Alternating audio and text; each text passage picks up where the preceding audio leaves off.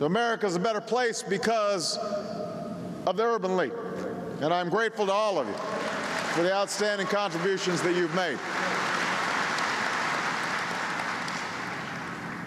Now, the last time I spoke with you was during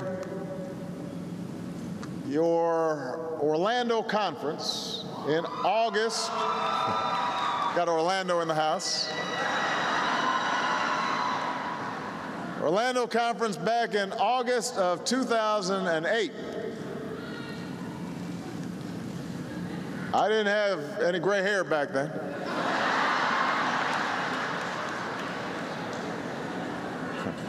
So that's all right? Yeah.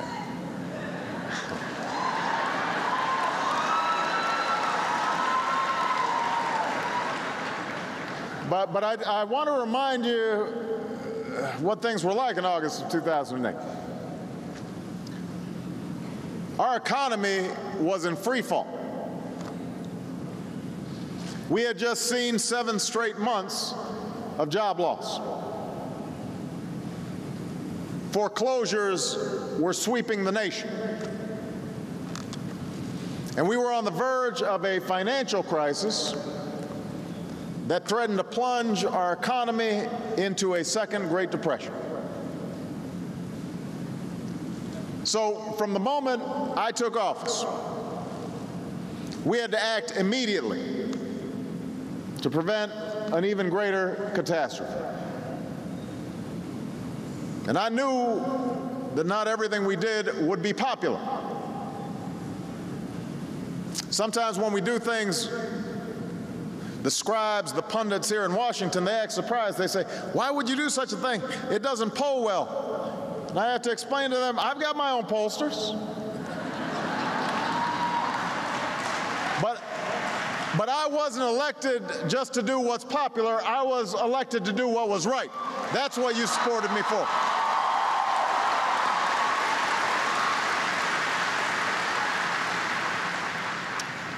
And because of what we did, America as a whole is in a different place today. Our economy is growing instead of shrinking. Our private sector has been adding jobs for 6 straight months instead of losing them. I was yesterday, a report was put out by 2 prominent economists, one of them John McCain's old economist, that said if we hadn't taken the actions that we took, we would have had an additional 8 million people lose their jobs. Now, that doesn't mean that we're out of the woods yet. Every sector of our economy was shaking by the crisis. Every demographic group felt its impact. And as has been true in the wake of other recent recessions, this one had an especially brutal impact on minority communities. Communities that were already struggling long before the financial crisis hit.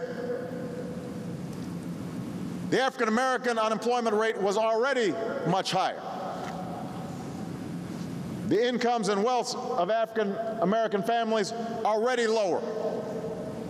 There was less of a cushion. Many minority communities, whether in big cities or rural towns, had seen businesses and opportunities vanish for years. Stores boarded up. Young people hanging out on the street corners without prospects for the future. So when we came into office,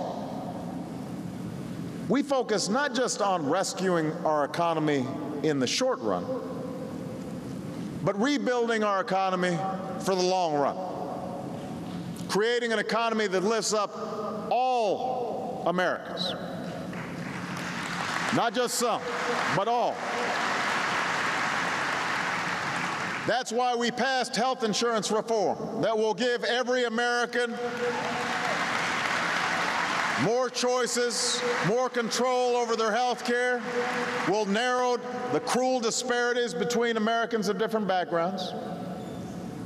That's why we passed Wall Street reform, not only to make sure the taxpayers aren't paying for somebody else's foolishness, but also to protect consumers from predatory credit cards and lending practices, regulating everything from mortgages to payday loans, making sure that we're protecting our economy from the recklessness and irresponsibility of a few. Across agencies, we're taking on the structural inequalities that have held so many of our fellow citizens back, whether it's making more housing available and more affordable, making sure civil rights and anti-discrimination laws are enforced, making sure our crime policy is not only tough, but also smart. So yesterday, we took an important step forward when Congress passed a fair sentencing bill that I look forward to signing into law, a bipartisan bill to help right a long-standing wrong by narrowing sentencing disparities between those convicted of crack cocaine and powder cocaine. It's the right thing to do. We've gotten that done.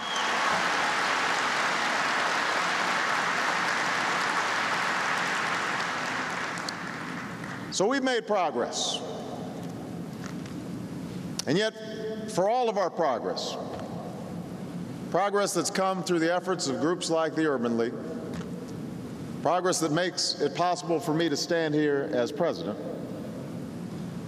we were reminded this past week that we've still got work to do when it comes to promoting the values of fairness and equality and mutual understanding that must bind us together as a nation. Now, last week I had the chance to talk to Shirley Sherrod, an exemplary woman whose experiences mark both the challenges we have faced and the progress that we've made. She deserves better than what happened last week.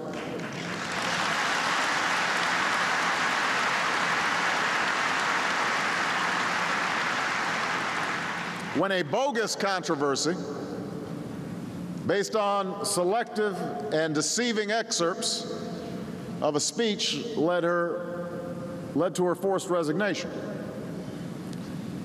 Now, many are to blame for the reaction and overreaction that followed these comments, including my own administration.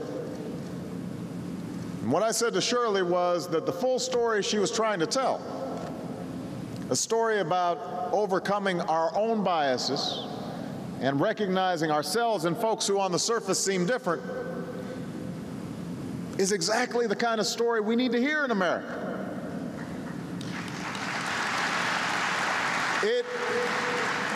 It's exactly what we need to hear because we've all got our biases.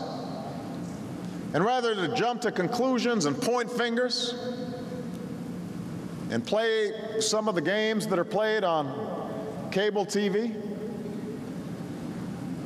we should all look inward and try to examine what's in our own hearts.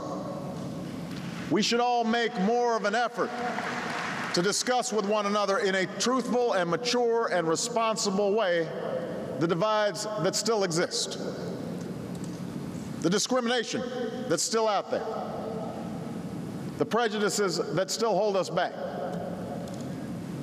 A discussion that needs to take place not on cable TV, not just through a bunch of academic symposia or fancy commissions or panels, not through political posturing, but around kitchen tables and water coolers and church basements and in our schools and with our kids all across the country. If we can have that conversation in our own lives, if we can take an opportunity to learn from our imperfections and our mistakes, to grow as individuals and as a country, and if we engage in the hard work of translating words into deeds, because words are easy and deeds are hard, then I'm confident that we can move forward together and make this country a little more perfect than it was before. Now, since we're on the topic of speaking honestly with one another, I want to devote the balance of my time